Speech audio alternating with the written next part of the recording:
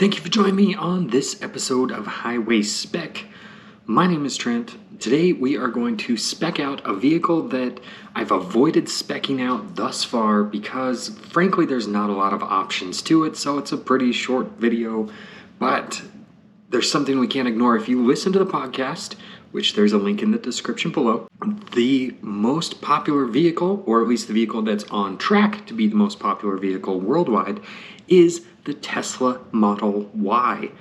And that's just something we can't ignore. What are we going to do with the most popular vehicle, potentially the most popular vehicle? It is on track to do so, but we've got to spec one out. So let's go ahead and do that and jump into the Tesla Model Y.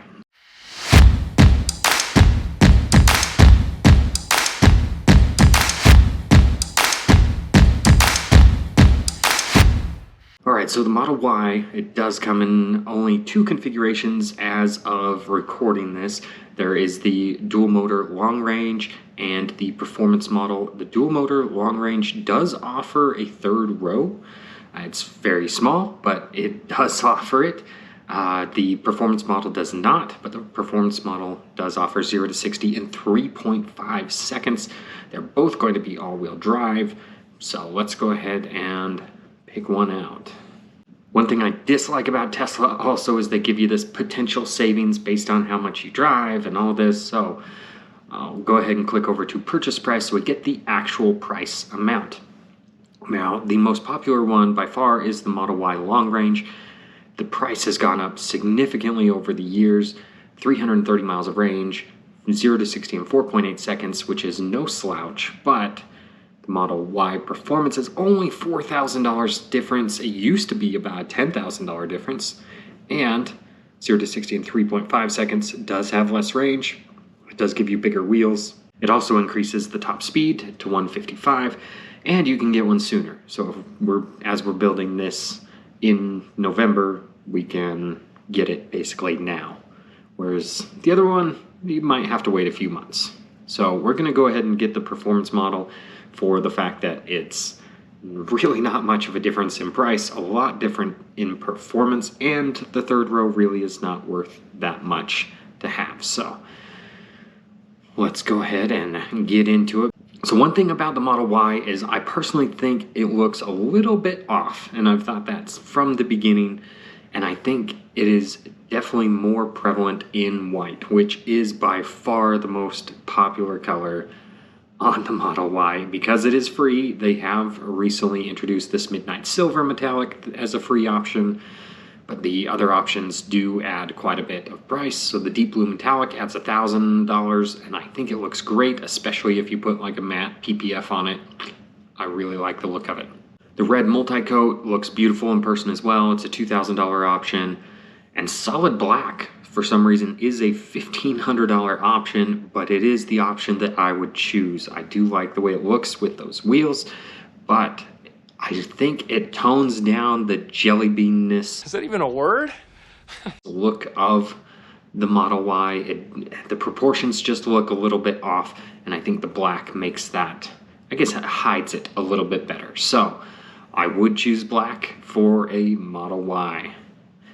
I would actually add a tow hitch. I wouldn't use it often, but I do like the idea of it for the purposes of putting bike racks and things like that on the back. But then also if I've got, some small trailers, a dirt bike trailer, things like that, that I could take this around town with, and I think that would be a lot of fun.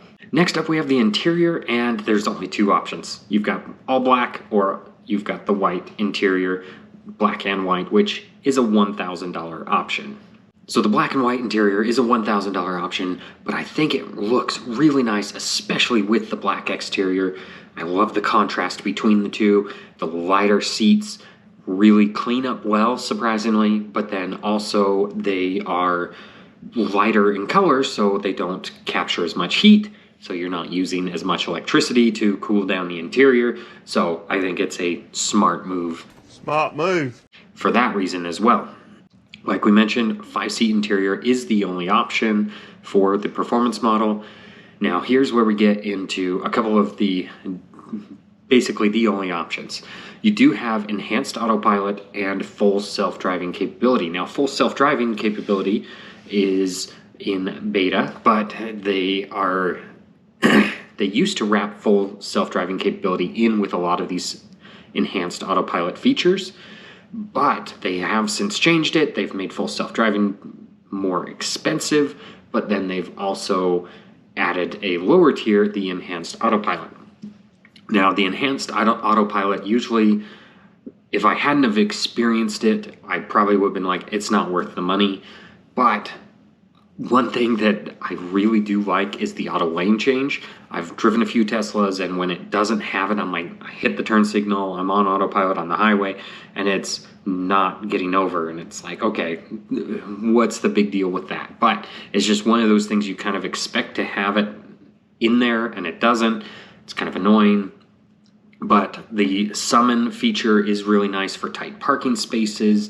It's not necessarily something you have a big parking lot, you're going to bring it to you. I've seen it not do the best there. But then obviously you can navigate on autopilot, auto park. And so I think that is worth it. The full self-driving capability, however, I do not think is worth it. I've driven a few with the FSD beta. The traffic light and stop sign control is kind of cool, where it'll read this traffic light and slow down. It will start going automatically. Same thing with the stop sign. And then coming soon, it says auto steer on city streets.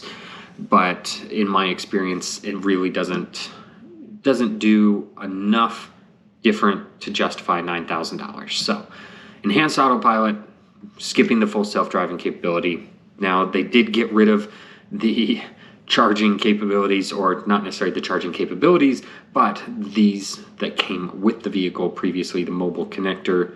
So we are going to add in the mobile connector so you can take it on the road with you somewhere, so you can plug in somewhere that isn't a Tesla supercharging station.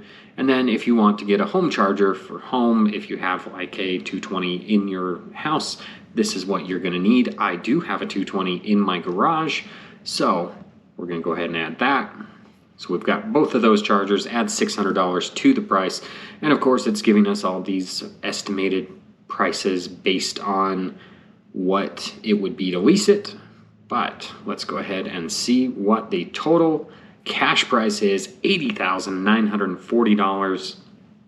Now, normally I would say that is a lot of money for a Model Y Performance, but the way things are going, it's really not that crazy, because the prices have just been going up seemingly every couple weeks, maybe every couple of months at least.